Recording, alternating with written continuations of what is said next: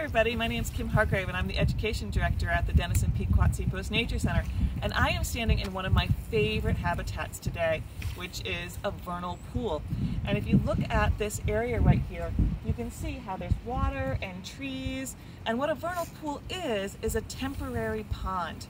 And so every fall, winter, and spring, these areas fill up with water, and then during the summer, when we don't get as much rain, the water disappears from these areas. So the pond actually goes away.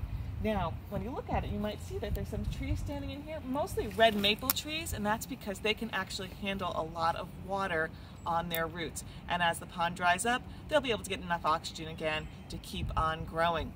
Now, one of the greatest things about vernal pools is the creatures that depend on them and the creatures that you can find in them.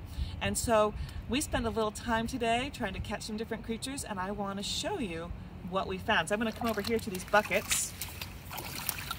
And the first creature I want to show you is really cool. It's called a caddisfly. And the caddisfly actually builds his home out of leaves at the bottom of the pond. He cuts little chunks of leaves, drills a hole in them, and actually puts his body in them.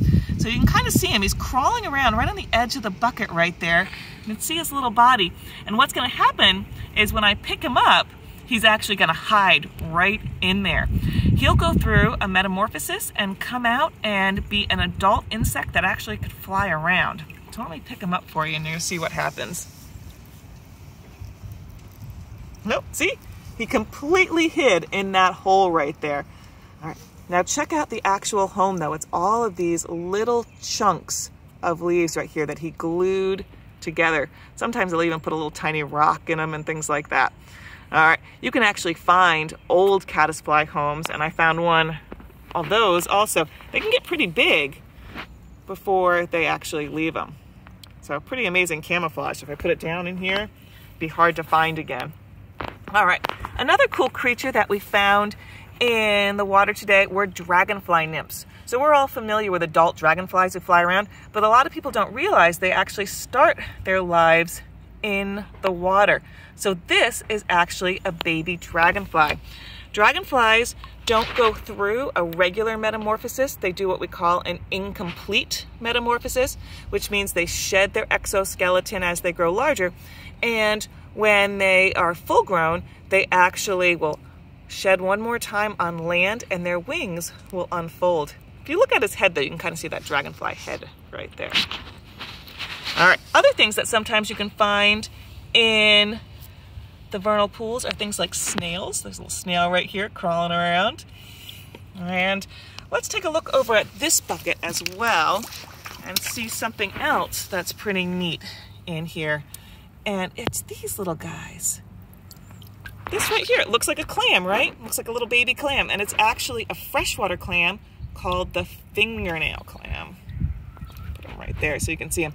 Their shells are very thin, so if you ever pick one up, you want to make sure you're very careful with it because they're very easy to break. Just like regular clams, they're filter feeders in our vernal pools. Now, another cool thing that's in here is these guys. Let's see if I can grab them here. This guy is called an isopod. And if you look, he's got lots of different legs. He's got special gills that he breathes with. And he's really important to the food chain here in the pond. Small creatures like this are what all the bigger creatures get to eat. All right, now one of my favorite things we found today though is this guy right here. And this right here is a salamander tadpole. All right, and he is actually already going through his metamorphosis. Can you see his little legs right there? And this salamander tadpole is from a salamander called a marbled salamander. And marbled salamanders actually lay their eggs in the fall. As soon as the vernal pool fills up with water, she lays her eggs, and then these guys grow all winter long underneath the ice.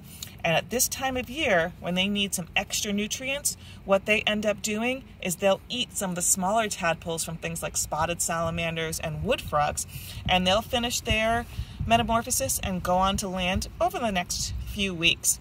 All right, one other thing I want to show you here in the vernal pool we found today are spotted salamander eggs.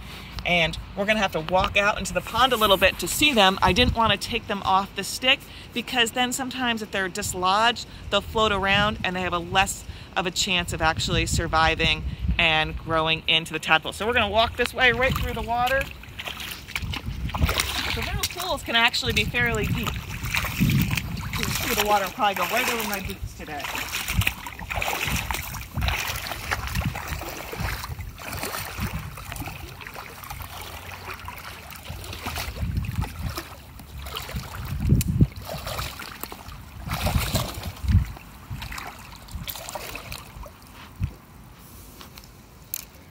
Now I'm going to cut my hands right underneath this little jelly mass, and this is the eggs from a spotted salamander. Now these ones are cloudy, sometimes they're clear, and what happens is the female lays the eggs, the female spotted salamander, she lays her eggs, and then all the eggs are stuck together, and then there's a clear gelatinous mass that's over the top of the eggs, and that's how you can tell it's not a wood frog egg, that these are salamander eggs right here. And those will hatch probably in the next week or two, and we'll have some young salamander larvae swimming around.